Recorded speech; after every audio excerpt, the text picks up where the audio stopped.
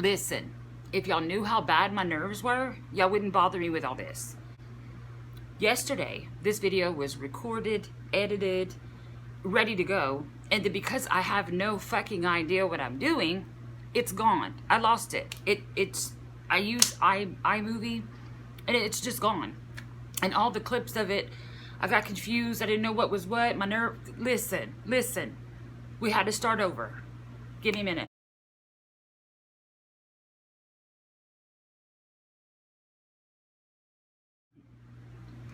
Hey guys, welcome back to the channel. Thank you for coming back. It's been almost a month since I've uploaded anything, so if you made your way back here, I appreciate you so much. If you're just finding me, welcome to I Digress. My name is April, and I'm just an old lady over here just giving my opinion on the stuff I see on YouTube. Before we get into anything, like into the meat and potatoes of this video, I do want to give a special thank you to Yaba at the YouTube Underground. If by some odd glitch in the universe, in YouTube's algorithm, that you somehow ended up on this channel and have never been to Yaba's channel, I'm gonna link it in the description. Please go check her out. Please subscribe to her. She is hilarious. She's also just like a sweet country girl. I really like her so much. And 3 weeks ago, she gave me my first channel shout out. Like, I was so excited. She didn't have to do it. So I will forever remember that. So thank you, Yaba. All right, Amberlynn Reid. Where to even begin? This video is just gonna have to be for the people who already know who Amberlynn Reid is. Going forward in this video, I'm more than likely just going to directly address Amberlynn from this point, because last night, I made probably some very eloquent points and had the story together, and it was just beautiful, wonderful, and of course it's gone. So we're just going to go off the cuff. I am just going to directly address her. Amberlynn, yesterday when you uploaded that, whatever you want to call that virtue signaling nonsense that you put up there, that you recorded 12 to 13 days prior, announcing that you're leaving YouTube on the 31st, you look like an idiot, and nobody's bullying you. Here's your problem. Back in 2013, you saw that all these YouTubers it was becoming like this lucrative career, and you wanted a piece of that action. I don't blame you. You were young at the time. Why not throw your hat in there and try for it yourself? But instead of being authentic and being yourself and just giving to people what you were at face value, the only thing you had to offer was your weight. So you acted like you were going to be a weight loss journey. The problem with that, though, is that you're too lazy and too impatient to actually see something like that through. And so this community that you built was getting tired of your bullshit. So every time they criticize you or call you out on something, you decide to play victim and act like you're being bullied. And that's not how this works in adulthood.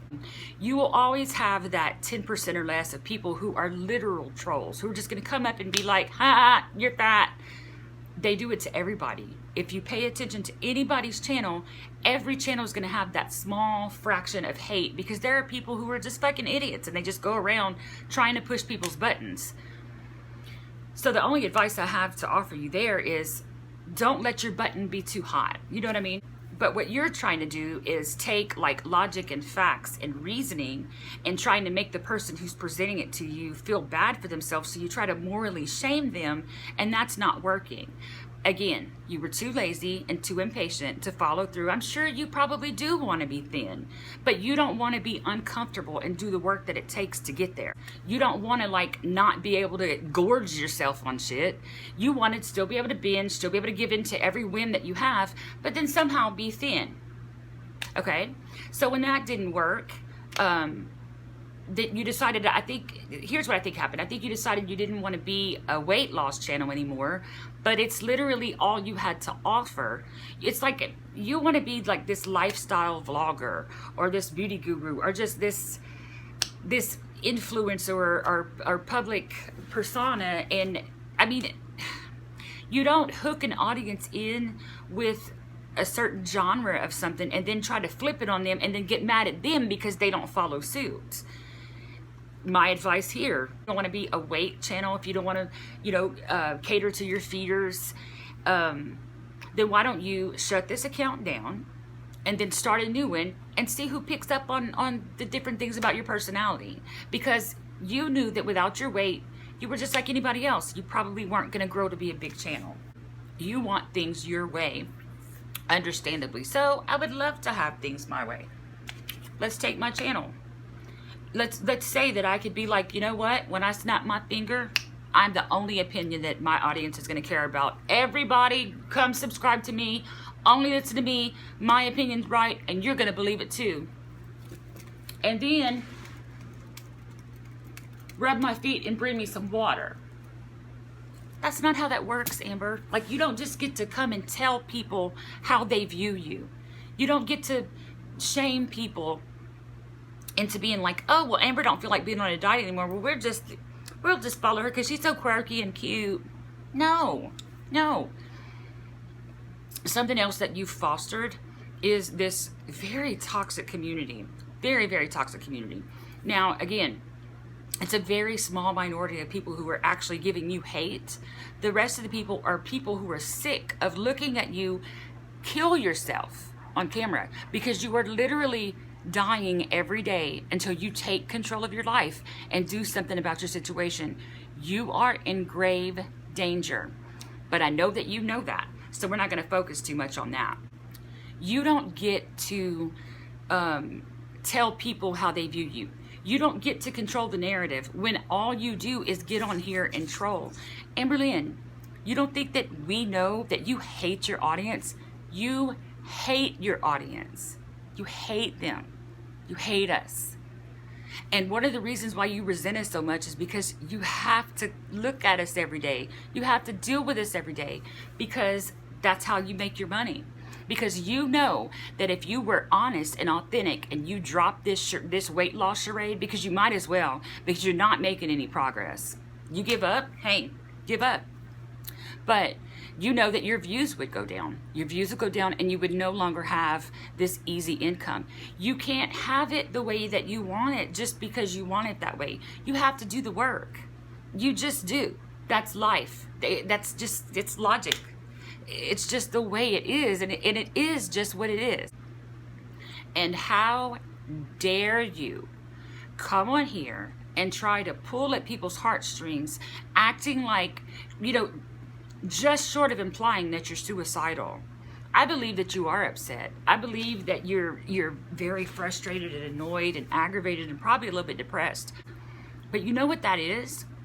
That bitter taste in your mouth? That's the taste of selling out. Selling out. And now you want to come over here and tell us how we're supposed to treat you? Listen, look at me good. Look at me good when I tell you this.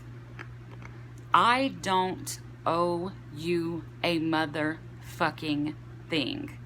I don't owe you things that you don't give yourself. Things like love and respect.